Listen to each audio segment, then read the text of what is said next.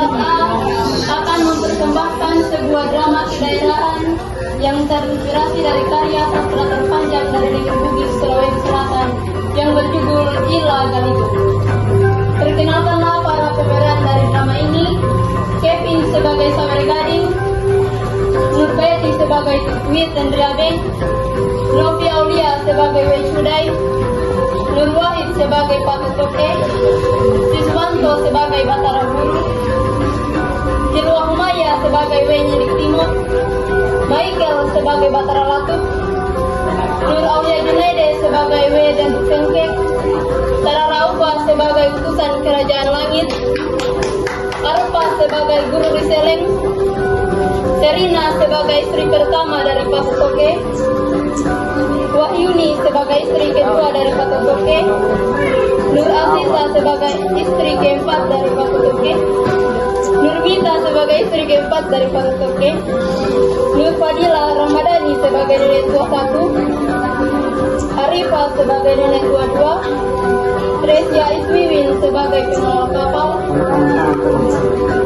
Syarif sebagai Ila Galigo, Siti Nur Fahmi, Sarina Arbiatul Adwiyah sebagai rakyat, dan saya Irmawati sebagai narator. Selamat menyaksikan. Pada zaman dahulu, masyarakat percaya bahwa dunia ini memiliki tiga alam: dunia atas, dunia tengah, dan dunia bawah. Dunia atas dan bawah masing-masing dipimpin oleh raja, sedangkan dunia tengah diisi oleh manusia. Dunia atas dipimpin oleh Patut Toke sebagai penentu nasib dan penguasa langit. Cerita dimulai saat keempat istri Patut Toke menghilang entah kemana. Namun mereka kembali lagi ke dunia atas dan bertemu dengan suami mereka, Patut Toke. Wahai kalian, mengapa kalian menghilang dan bukannya melaksanakan tugas dan kewajiban kalian? Maafkan kami, Paduka. Kami baru saja mengunjungi dunia tengah tempat manusia berada. Namun Paduka, kami menemukan dunia tengah kosong. Hendaklah Paduka mengutus salah satu keturunan suci untuk tinggal di bumi dan membangun peradaban. Benar, Paduka. Karena tidaklah percuma saja Paduka memimpin dunia atas jika tidak ada manusia yang menyembah Paduka. Benar Paduka, sebaiknya engkau mengutus salah satu keturunan suci. Mendengar berita dan saran dari penghuni langit, Patut Toke mulai kepikiran apa yang mereka katakan benar. Patut Toke kemudian meminta saran istrinya dan mereka sepakat untuk mengutus anak tertuanya Batara Guru turun ke bumi untuk membangun peradaban. Batara Guru tak sendirian di bumi.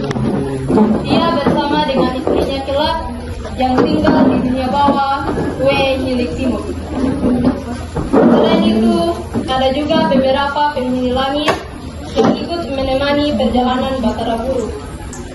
Patut Toke berpesan kepada Batara Guru untuk menciptakan gunung, sungai, dan hewan semasa di bumi. Setelah tinggal cukup lama di bumi, Batara Guru belum juga bertemu dengan pujaan hatinya, Wei Nyilik Timur, dan ia teramat merindukan dunia atas. Singkat cerita, Batara Guru naik ke langit dan Patut Toke memberinya beberapa petunjuk akan kebesaran hatinya. Wahai anakku, Batara Guru, terimalah ini. Untuk apa ini Ayahanda? Besok pagi kamu akan menjadi. Baik Ayahanda. Singkat cerita, Batara Guru menerima dan melakukan perintah dari Patut Toke. Di pantai, ia mendirikan sebuah pedang dan perisai yang semuanya berasal dari dunia atas. Di saat yang bersamaan, muncullah Wei Nyilik Timur bersama dengan beberapa perisai. Setelah sekian lama, akhirnya Batara Guru berhasil menemukan calon istrinya. Beberapa dayang dari Wei Nyilik Timur dikatakan akan menjadi selir dari Batara Guru. Batara Guru kemudian berenang menghampiri kursi usungan Wenyenik Timur dan membawanya ke istana Batara Guru. Tapi itu tak mudah. Kursi usungannya tak kunjung menyampai tepi, hanya terombang-ambing di lautan selama 9 hari 9 malam. Melihat hal itu, Pak Totoke memerintahkan bawahannya untuk mengirimkan uang mahar ke kerajaan bawah.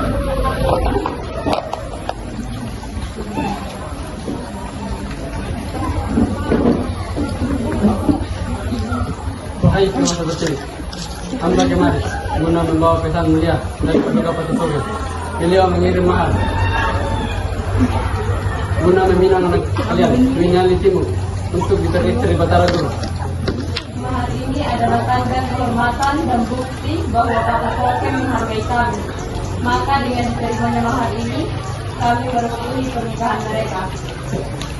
Dengan diterimanya mahar tersebut, secara ajaib kursi usungan mereka berhasil menyambung bumi dan Batara Guru mengajak istri dan serirnya tinggal di kerajaannya.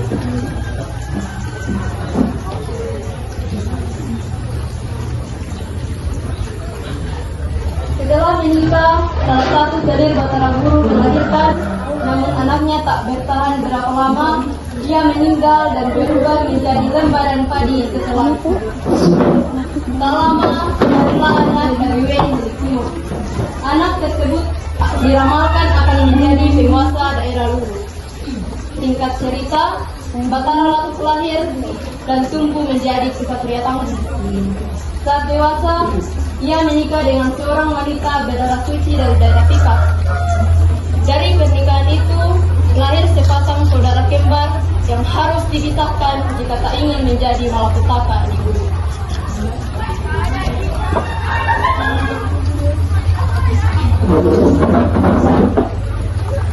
Wahai ibu, malam aku bermimpi. Katakanlah aku memecahkan sebuah ayam yang sudah kembali. Jantan dan betina. Jantannya bermain jauh, dan betina naik diingatkan. Mimpi itu sangat aneh ibu.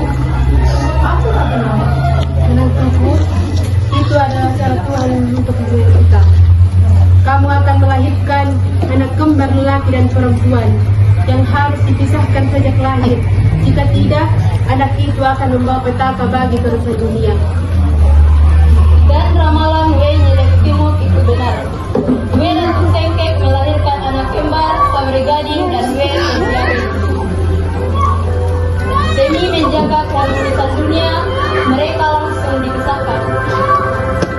Sabre Gading tumbuh menjadi kesatria yang gagah dan berani, sedangkan We Tentriabing tumbuh menjadi gadis rupawan yang memiliki tutur kata sopan. Sabre Gading remaja berkelana mencari cinta sejatinya. Namun setiap cinta yang ia temukan, ia selalu menemui kegagalan. Mereka selalu dipisahkan oleh takdir yang maha kuasa. Merasa putus asa, ia kemudian kembali ke Luwu. Namun siapa sangka, di Luwu ia tak sengaja bertemu dengan saudari kembarnya dan langsung jatuh cinta.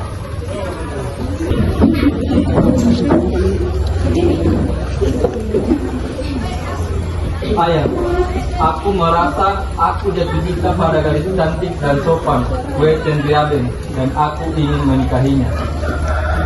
Apa yang kau pikirkan, Sabre Gading? Belum jawab pertanyaanmu itu. We Tentriabing tidak bisa menikah denganmu. Tapi kenapa ayah? Aku sangat mencintainya dan aku merasa aku terikat batin dengannya. Itu karena kalian saudara kembar. Kalian memiliki ikatan darah. Menikahinya sama saja kamu melakukan pemaling.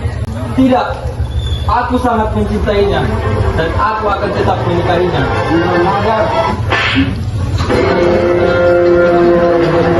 Sabre Gading marah dan benci melihat Sabre Gading, ayahnya mengutus nenek tua untuk menceritakan tentang kisahnya, maka Sabre Gading berubah pikiran.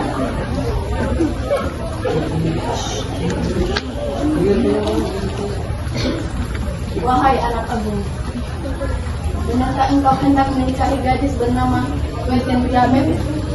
Tahukah engkau bahwa kita adalah saudara kandungmu sendiri? Darah kalian berasal dari satu rahim. Jika kau bersatu dengannya, maka dunia ini akan hancur perlahan. Tapi, mengapa hatiku begitu tertarik padanya? Mengapa dunia mempertemukan kami dalam keadaan seperti ini? Pada masa engkau pernah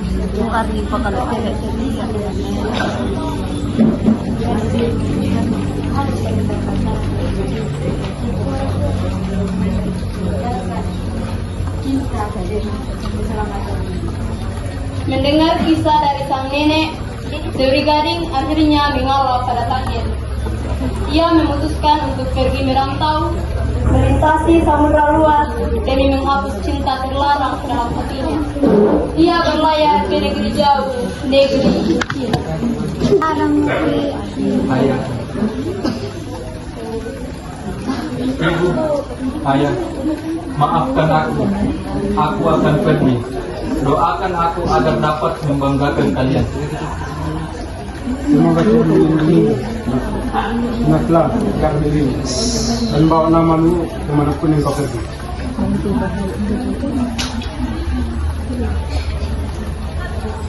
Dalam perjalanannya, Dewi Gading menghadapi berbagai rintangan. Ombak ganas, badai besar, dan mabuk laut mencoba menggagalkan perjalanan. Namun semangat dan takdir diikuti. Madukah kapal kita ke sekarang? Jangan takut. Pegang kemudian. Selama aku masih ada di kapal ini, bisa tidak akan tenggelam. Akhirnya, setelah berbulan-bulan berlayar, Dewi Gading sampai di negeri Cina. Dan di sanalah ia bertemu dengan seorang putri cantik bernama Wei Chudai, putri kerajaan negeri itu. Namun sang putri keras hati dan tak mudah ditaklukkan. Jangan kabar mereka di sini mungkin tu.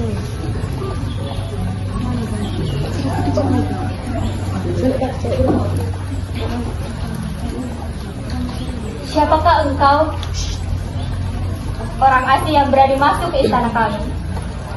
Aku adalah Saweri Gading dari Luwu, pengembara dari timur. Datang bukan untuk menaklukkan, tapi untuk mempersembahkan hatiku. Wei Chudai tak langsung percaya. Ia mengajukan syarat sulit. Dewi Gading harus menang dalam sayembara dan membangun istana emas dalam semalam. Namun dengan bantuan para dewa, Dewi Gading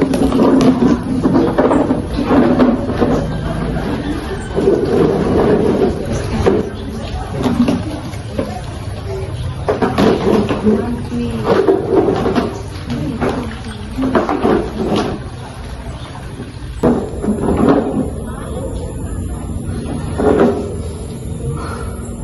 luar biasa, Saweri. Aku menerima cintamu. Namun, di saat engkau melupakan cintamu yang lama, Cinta lamaku adalah luka yang kujadikan kenangan. Kamulah masa depanku, Wei. mereka pun menikah dan jumlah kawin mulai ditemukan oleh ketulisan Wei Chudai.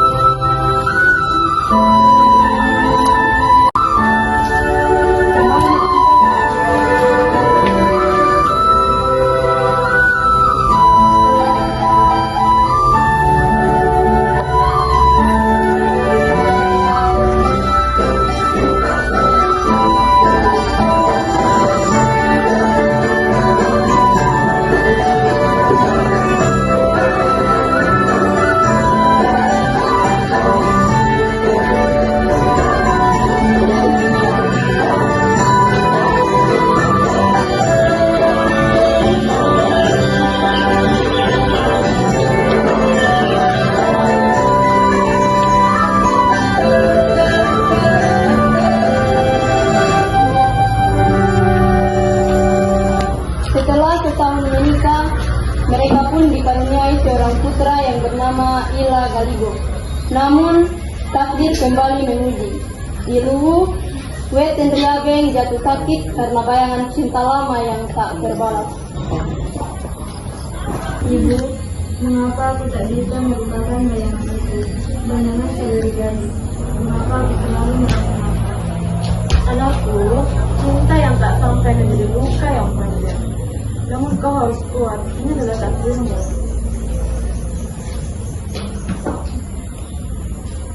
Mendengar kabar bahwa Weten Riabeng sakit keras, saudari gading memutuskan untuk pulang ke Luwu bersama istrinya Wei Sudai.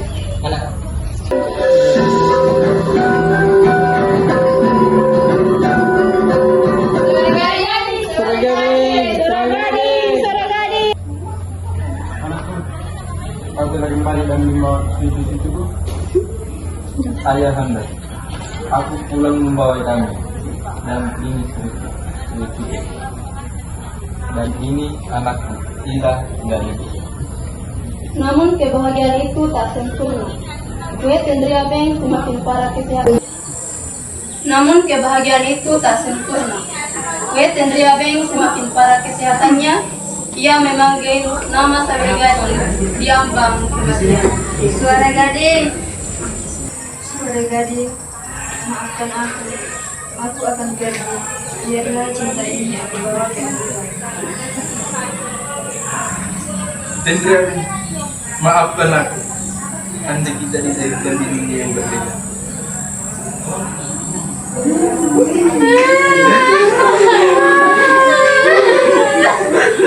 Kematian Weten Riabeng mengguncang duniaku. Namun kehidupan harus berlanjut. Saudari gading kini hidup sebagai ayah dan raja. Anaknya Ila Galigo tumbuh menjadi pewaris takhta dan pembawa kedamaian antara tiga dunia. Mulai hari ini saya menyerahkan kerajaan Luwu kepada cucu saya, yaitu Ila Galigo.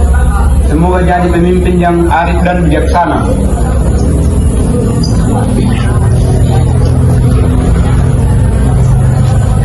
Hidup Raja Baru!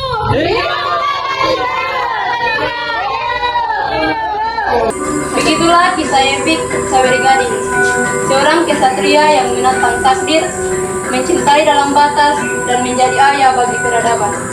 Kisahnya akan terus hidup dalam nyanyian dan syair rakyat Bugis sebagai bagian dari warisan agung Ila Galigo.